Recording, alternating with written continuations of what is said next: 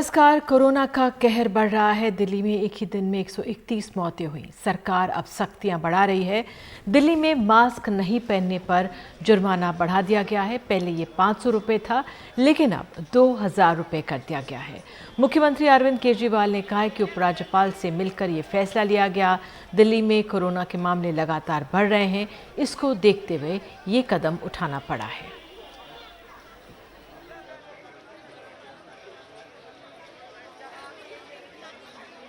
लोगों को मास्क पहनवाने के लिए कई बार जब कहने से बात नहीं बनती तो फिर थोड़ा सा टाइट करना पड़ता है। तो फाइन अभी 500 रुपये था, इसको बढ़ा के 2000 रुपये फाइन किया जा रहा है कि जो मास्क नहीं पहनेगा उसके ऊपर 2000 रुपये का फाइन लगाया जाएगा। मेरी सबसे अपील है, इस टाइम मैं दिल्ली के सभी लोगों से अपील करना चाहता हूं, जितनी सामाजिक संस्थाएं हैं, जितनी धार्मिक संस्थाएं हैं, जितनी पॉलिटिकल पार्टीज हैं।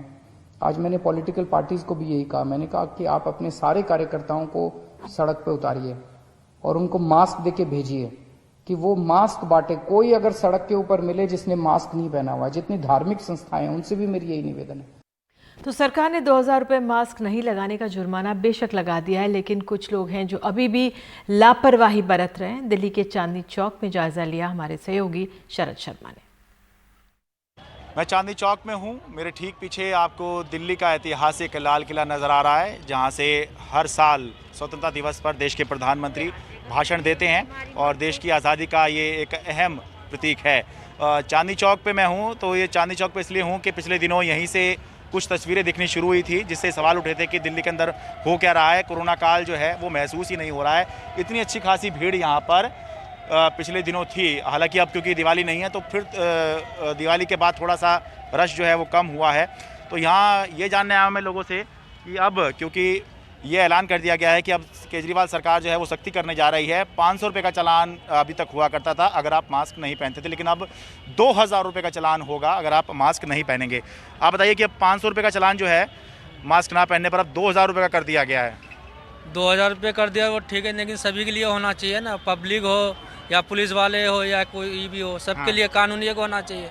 आप मान लो पब्लिक से आप 500 रुपये ले रहे हो आप मान लो पुलिस वाले जो खुले मास्क में चल रहे हैं उसका तो 5000 रुपये होना चाहिए। फिर तो मास्क ना पहनने पर 2000 रुपये का चालान है जी। कहाँ आपका मास्क कहाँ है? गिर गया जी अभी। कहाँ गिर गया? रास्ते में, अभी लूँगा दूसरा। अब 500 की जगह 2000 रुपये का चालान होगा। ठीक है जी, ले लेता हूँ, गलती हो गई। हाँ। मास्क लगा के मास्क में खा लेगा वो चालान कर रहा है। मास्क में खा रहा तो चालान कर रहा है पुलिस वाला आगे। अच्छा, तो गलत है नहीं है। अच्छा, आप ये कह रहे हैं आप आइसक्रीम खा रहे थे तो उसका आपका चालान कर दिया गया है? चालान काटने को तैयार, फिर बाद में कह रहा है काटा नहीं, बाद में कह रहा आगे से ध्यान रखना। अच्छा। मतलब मास्क लगा के आइसक्रीम खा लेगा कोई? अच्छा, चलिए अब 2000 रुपये का कर दिया गया 500 की जगह। 2000 का 2000 जूत पड़ जाएगा, ऐसे रहेगा तो। ठीक है। ये तो गलत कर रहे हैं ना, ये तो मार्केट सील कर दो। हाँ। आएगा नहीं लोग, चालान होगा ही नहीं। ज्यादा सख्ती भी इसके नाम पर ज्यादा सख्ती भी की जा रही है, आप ये कह रहे हैं? तो सख्ती होगी, सख्ती तो होनी चाहिए, ठीक है, लेकिन सख्ती होनी चाहिए, ठीक है, बट ये तो देखो ना, लोग बाग आइसक्रीम कैसे खाएंगे? लोग बागों को अगर छींक आएगी तो छींक तो चलो मास्क में हो जाएगी, लेकिन आइसक्रीम खाएगा तो बंदा कैसे खाएगा? मास्क में कोई खा सकता है आइसक्रीम? अब 500 की जगह 2000 रुपये का चालान कर दिया गया है। सही बात है, अब बोलना तो पड़ता ही है, ये हम लोगों का दुकानदारी काम है, बिना बोले तो बातें नहीं बनती है। नहीं, पर ये तो आपने मास्क लगा के भी, ये मास्क लगाना थोड़ी हुआ। वो तो क्या करा जा, बोलने बने तो ऐसे बोलेंगे तो सांस फूलने लग जाता है। अच्छा। आवाज़ भी लगाना पड़ जाता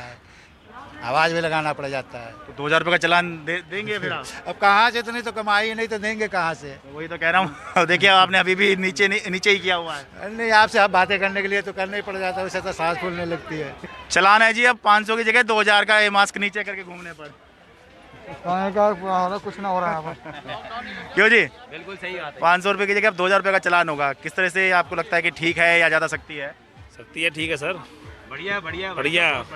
तो आपको लगता है ज़रूरी है? बहुत जरूरी है, बहुत जरूरी। हाँ, क्या करें? 5000 का चालान होना चाहिए कम से कम। हाँ। कम से कम 5000। उसका रीज़न है हाँ। आज स्टेकलेंस काम होगी तभी तो आगे बढ़ेगा। कोरोना ठीक होगा, कोरोना ठीक कैसे होगा? आपने तो बिल्कुल एक आदर्श स्थापित कर रखा है, बिल्कुल इतना बढ़िया तरीके से कवर किया हुआ है। फिटिंग होनी चाहिए पूरी, ऊपर सेफ होना चाहिए आदमी।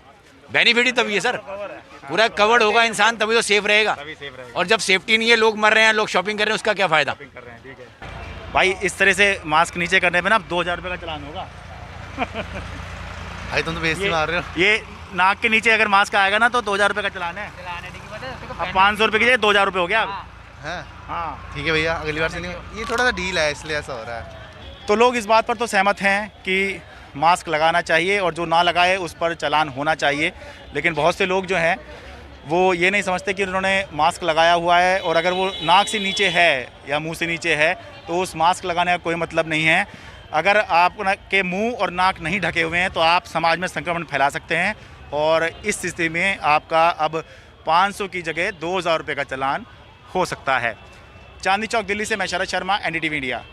तो दिल्ली सरकार के फैसले के बाद अब मध्य प्रदेश सरकार का एक फैसला। मध्य प्रदेश के मुख्यमंत्री शिवराज सिंह चौहान ने राज्य में गौ कैबिनेट बनाने का ऐलान किया है, जो राज्य में गौ संरक्षण की दिशा में काम करेगा। इस कैबिनेट के तहत 7 विभाग शामिल किए जाएंगे। गौ कैबिनेट की पहली बैठक गोपाष्टमी के दिन यानी 22 नवंबर को दोपहर 12 बजे देश के पहले गौ अभ्यारण्य आगरमालवा में होगी। लेकिन बड़ा सवाल यही है, क्या सरकार को वाकई इसकी जरूरत है? 2018 विधानसभा चुनाव में बीजेपी के घोषणा पत्र में गौ मंत्रालय बनाने का वायदा था। अब गौ कैबिनेट बनाकर सरकार का दावा है गौ संरक्षण के लिए मिशन मोड में काम होगा। गौ संरक्षण के फैसले एक रूप में होंगे। गौमांस पर रोक, गौशालाओं के लिए नियम बेहतर करने के लिए क्रियान्वयन हो सकेगा। 3 हमारी सुखदाता गीता गंगा गौ माता। भारतीय जनता पार्टी भारतीय संस्कृति की पोषक है और इसलिए हम जो भी काम करते हैं भारतीय संस्कृति की रक्षा के लिए, गौ के लिए, गीता के लिए, गंगा के लिए, वो चुनाव में ध्यान में रख के नहीं करते। प्रदेश में गोधन संरक्षण एवं संवर्धन के लिए माननीय मुख्यमंत्री शिवराज सिंह चौहान जी ने गौ कैबिनेट का गठन का निर्णय लिया है, जो स्वागत योग्य कदम है। इससे मध्य प्रदेश में जो हमारी गौ माता है उसकी सुरक्षा, उसका संरक्षण, उसका संवर्धन इससे होगा। और हमारी पहली प्राथमिकता सरकार की कि हम गौ माता की रक्षा करें और इसलिए पहले भी माननीय मुख्यमंत्री जी के नेतृत्व में मध्य प्रदेश में गौ हत्या पर हमने रोक लगाई और कठोर कानून बनाया। सरकार की प्राथमिकताओं में गौवंश है, अच्छी बात है। वैसे उपचुनाव के वक्त मुख्यमंत्री 3088 करोड़ रुपए के ऐलान कर चुके हैं। ऐसे वक्त में जब सरकार वित्तीय परेशानी से जूझ रही है, जब बजट का आकार लगभग 28,000 करोड़ रुपए घटाया गया, शिवराज सरकार ने अपने 7 महीने के कार्यकाल में 10वीं बार कर्ज लिया। जनवरी से अब तक सरकार पर 22,000 करोड़ रुपए का कर्ज बढ़ा है। 1 अप्रैल से 31 अक्टूबर तक 20,000 से ज़्यादा अधिकारी कर्मचारी रिटायर हो चुके हैं, लेकिन अब तक उनकी पेंशन शुरू नहीं हो पाई है। भोपाल गैस हादसे के शिकार 5,000 से ज़्यादा महिलाओं की विधवा पेंशन दिसंबर 2019 से बंद है। गौ माता बड़ी चमत्कारी हैं, बड़ी सद्बुद्धि दे दी है इनको।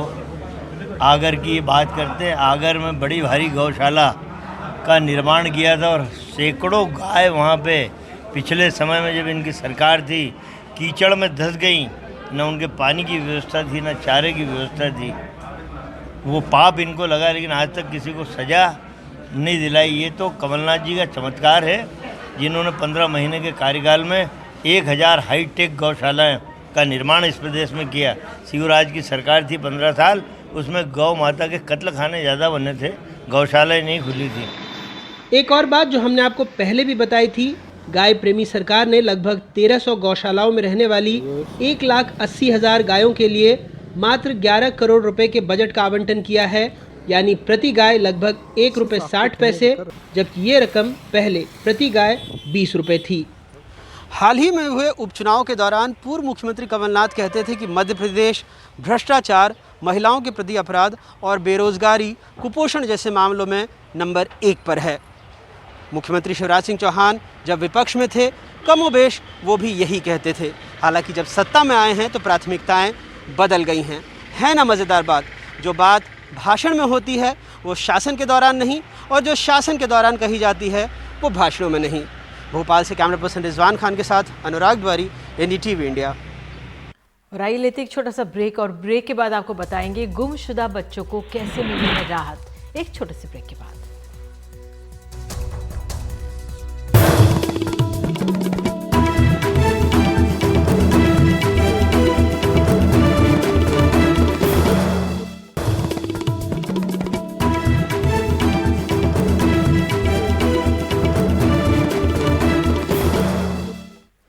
अब बात करते हैं गुमशुदा बच्चों के लिए राहत की खबर से। 76 खोए हुए बच्चों को उनके परिवारों से मिलाया है हेड कांस्टेबल सीमा ढाका ने, और इसके लिए उन्हें प्रमोशन मिल गया है आउट ऑफ टर्न।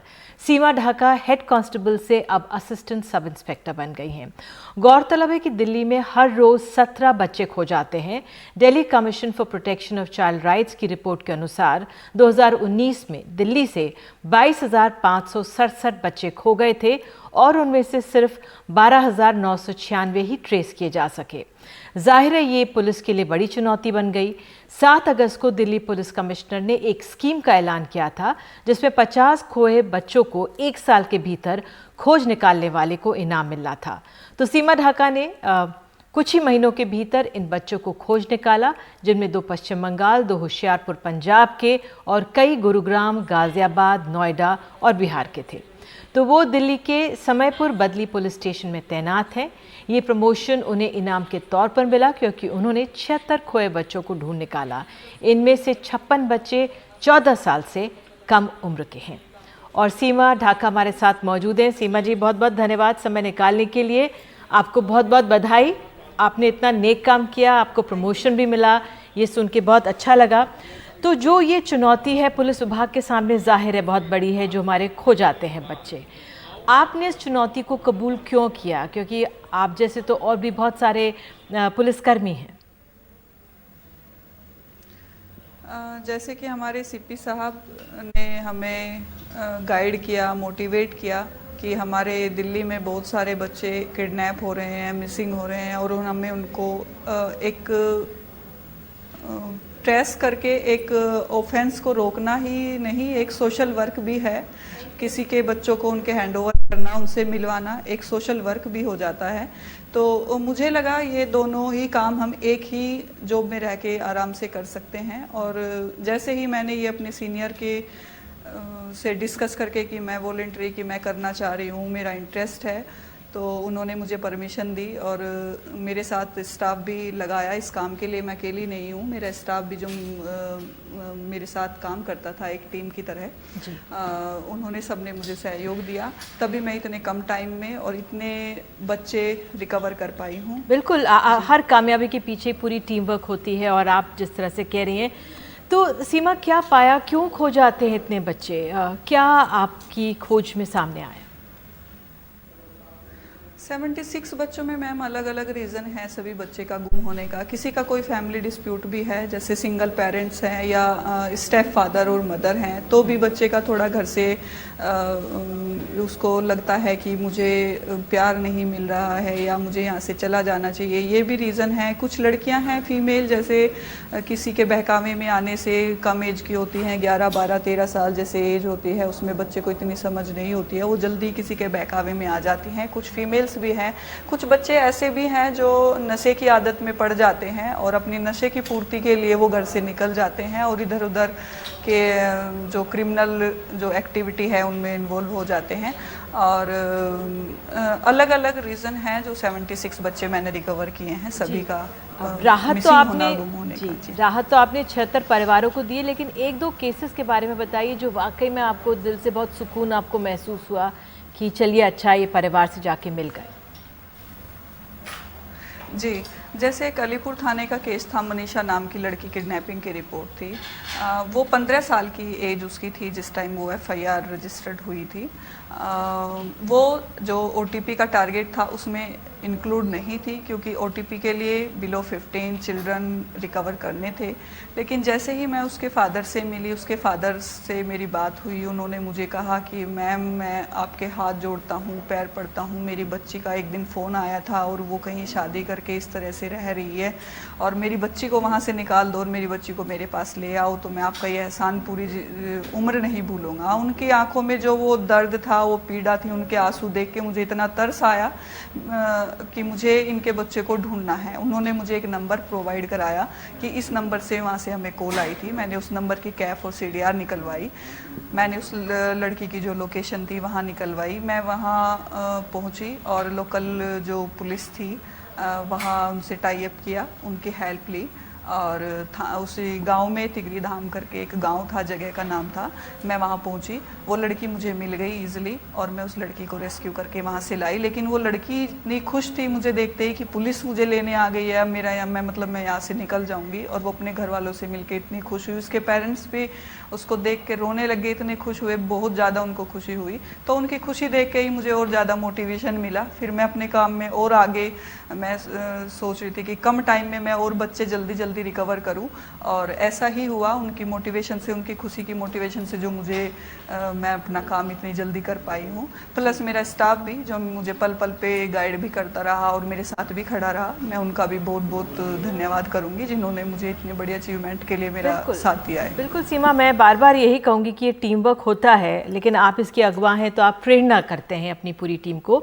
ये जो समस्या है गुमशुदा बच्चों की दिल्ली में भी है और हमारे देश में भी है, क्या आपने पाया कि कोऑर्डिनेशन, क्योंकि अगर हर दिन 17 बच्चे खो रहे हैं और इतने हज़ारों की तादाद में संख्या है, क्या कोऑर्डिनेशन की कमी होती है या क्या अड़चनें आपने पाई हैं इस सिस्टम में अपने बच्चों को, जिस तरह से हमारी पुलिस के पास कोई अगर माता पिता आते हैं या किसी तरह आते हैं, तो क्या आपने पाया जिसको आप अब दुरुस्त भी कर सकती हैं?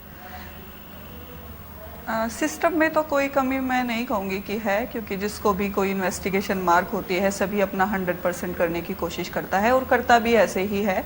लेकिन कई बार क्या होता है कि जैसे पुराना केस हो जाता है, कंप्लेनेंट है, अपने नंबर बदल लेते हैं, अपना एड्रेस चेंज कर लेते हैं और आईओ से कांटेक्ट नहीं करते हैं। अगर आईओ से कांटेक्ट नहीं करते हैं और अगर कोई उनको इन्फॉर्मेशन इन बिटवीन मिल जाती है अपने बच्चे के बारे में, तो वो आईओ से जाके डायरेक्ट शेयर भी नहीं करते हैं।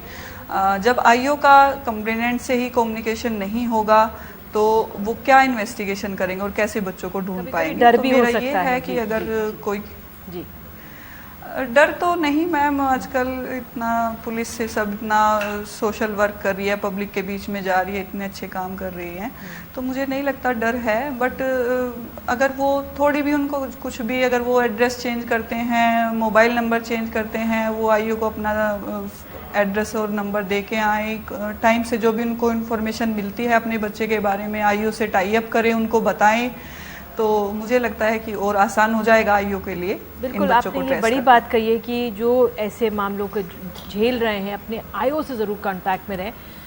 मैम, आपने जिस तरह से सीमा ये बताया हमें कि भाई परिवार के कारण भी हो, जैसे बच्चे खो जाते हैं, जो भी उनके वहाँ पे अनुभव रहे हों, लेकिन ट्रैफिकिंग की भी समस्या है बहुत। और आपने भी जिस तरह से मैं पढ़ रही थी कि अन्य राज्यों के बच्चों को आपने उनके परिवारों में पहुंचाया है, उस लिहाज से क्या स्थिति पाई आपने और क्या फिर पकड़ा भी है लोगों को? पकड़ा भी है मैम, जैसे फीमेल लड़कियां हैं जो इस तरह से किसी के बहकावे में आने से चली जाती हैं या उनको हमने ट्रेस किया है, उसमें एक्यूज भी अरेस्ट हुए हैं और सभी केसेस में एक्यूज अरेस्ट हैं, ऐसा नहीं है। और अदर भी, जैसे एक फ्रेश 2020 का ही केस मेरी थाने का था जिसमें एक हर्ष नाम का लड़का 3 महीने का था, वो किडनैप हुआ था, उसको हमने 2.5 घंटे के अंदर अंदर विद एक्यूज ट्रेस किया था और उसको अरेस्ट भी किया था एक्यूज को। बिल्कुल।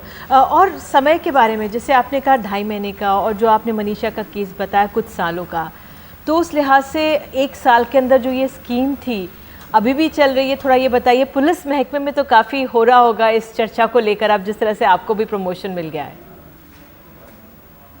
जी बिल्कुल, मुझे लग रहा है मेरे आउट ऑफ टर्न प्रमोशन दे के सीपी साहब ने सभी को एक मोटिवेशन दिया है।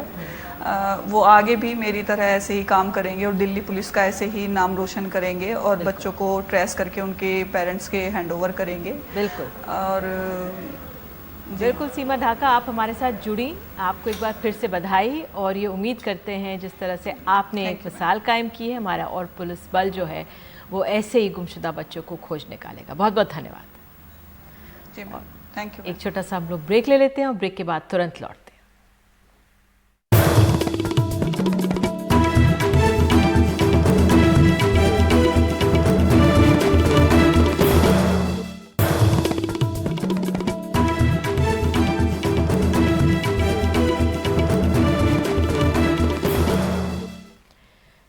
बिहार के शिक्षा मंत्री मेवालाल चौधरी का इस्तीफा भ्रष्टाचार के आरोपों के बाद उन्होंने इस्तीफा दिया है और ये इस्तीफा आपको बता दें मंत्री बनने पर विपक्ष के निशाने पर वो आ गए हैं। हमारे साथ हमारे सहयोगी मनीष कुमार है। मनीष, कितना बड़ा धक्का इसे माना जाए नीतीश सरकार के लिए? निश्चित रूप से ये नीतीश कुमार के लिए व्यक्तिगत रूप से उनके अपने पसंद के मंत्री थे मेवालाल चौधरी, और अगर आपको ऑफिस ज्वाइन करने के कुछ घंटे के अंदर इस्तीफा लेना पड़े तो ये निश्चित रूप से नीतीश कुमार के अपने कार्यशैली, अपनी चॉइस, या उनके कहिए कि पूरे उनके अपने मुख्यमंत्री के रूप में उनके ऊपर ये रिफ्लेक्ट करता है कि उन्होंने किस तरीके से और क्यों आखिर एक गलत डिसीजन लिया। ये बात अलग है कि उन्होंने इस्तीफा ले लिया, लेकिन आखिर सवाल यह है कि ऐसे दागी व्यक्ति को मंत्री बनाने की उनके पीछे आखिर उनकी क्या मजबूरी थी। और निश्चित रूप से पिछले 48 घंटे के दौरान विपक्ष जिस प्रकार से उनके ऊपर हमलावर रहा है, वो कहीं ना कहीं उनके अपने समर्थकों को ये बात पसंद नहीं आ रही थी कि आखिर उन्होंने एक दागी व्यक्ति को मंत्री क्यों बनाया। हालांकि अब यह आप कह सकते हैं कि नीतीश कुमार देर आए दुरुस्त आए और उन्होंने इस्तीफा ले लिया है, तो ये जो पूरा मुद्दा है वो अब डाई डाउन कर जाएगा। लेकिन हाँ, ये एक बात आप कह सकती हैं निधि कि जब दिन अच्छा चलता है राजनीति में तो आपके हर निर्णय सही होते हैं, और अगर दिन खराब चले राजनीति में तो आपके हर छोटा कदम हो या बड़ा कदम हो वो आपके ऊपर बूमरैंग करता है। निधि, बहुत बहुत धन्यवाद मनीष इस जानकारी के लिए। एक छोटा सा ब्रेक, और ब्रेक के बाद आगे बताएंगे भारत के साथ मिलकर चीन को चुनौती दे रहे हैं कौन कौन से देश।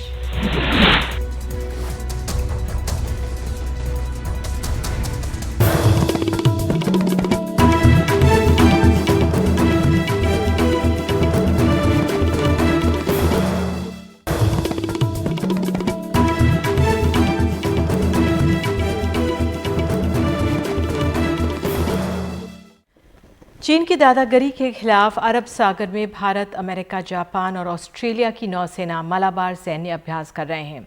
इस अभ्यास से चीन बौखलाया हुआ है क्योंकि चारों देश मिलकर हिंद प्रशांत महासागर में चीन के प्रभुत्व को चुनौती दे रहे हैं।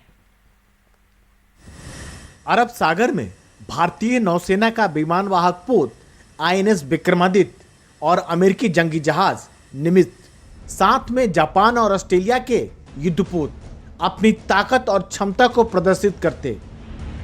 सैन्य अभ्यास में कठिन और जटिल चुनौतियों का सामना। ये सभी हाई इंटेंसिटी नेवल ऑपरेशन का अभ्यास कर रहे हैं। सब कुछ बेहद गंभीरता से हो रहा है। मकसद है हिंद और प्रशांत महासागर में चीन के वर्चस्व को चुनौती देना, और यही बात चीन को हजम नहीं हो रही है। इससे बहुत जाहिर सी बात है कि चाइना काफ़ी परेशान है, बिकॉज यही एक स्टेप है जो कि अब चाइना का जो एक्सपेंशनिज्म जो वो सोच रहे थे कि वो कोविड टाइम्स में कर देंगे, उसके ऊपर पाबंदी लगाई जाएगी। और ये एक तरह से घेराबंदी है कि अब इनकी ये जो हाई हैंडेडनेस जो हेकड़ी इनकी चल रही थी साउथ चाइना सी में, इसको रेन इन किया जाएगा। इसको अब प्रेशर लगाया जाएगा कि अगर उनको रहना है, अगर उनको हिंद महासागर या इंडो पैसिफिक प्रशांत महासागर में अगर ऑपरेट करना है, जिसपे कि किसी ने कोई पाबंदी नहीं लगाई, बट उनको रूल्स एंड रेगुलेशंस के मुताबिक चलना पड़ेगा। मालाबार अभ्यास का पहला चरण बंगाल की खाड़ी में 3 से 6 नवंबर तक हुआ था और दूसरा फेज 20 नवंबर तक चलेगा। अभ्यास में नौसेना के लड़ाकू विमान MiG-29K और अमेरिकी एयरक्राफ्ट F-18 शामिल हैं। साथ में देसी पनडुब्बी खंडेरी भी है और निगरानी विमान P-8I भी। इसके अलावा अमेरिका, ऑस्ट्रेलिया और जापान के कई युद्धपोत, पनडुब्बी और एयरक्राफ्ट इस अभ्यास में हिस्सा ले रहे हैं। यह सैन्य अभ्यास ऐसे समय पर हो रहा है जब चीन के साथ पूर्वी लद्दाख में तनाव चरम पर है। जाहिर है इस अभ्यास से समंदर में चीन की मनमानी पर काफी हद तक रोक लगेगी। नई दिल्ली से राजीव रंजन, NDTV इंडिया।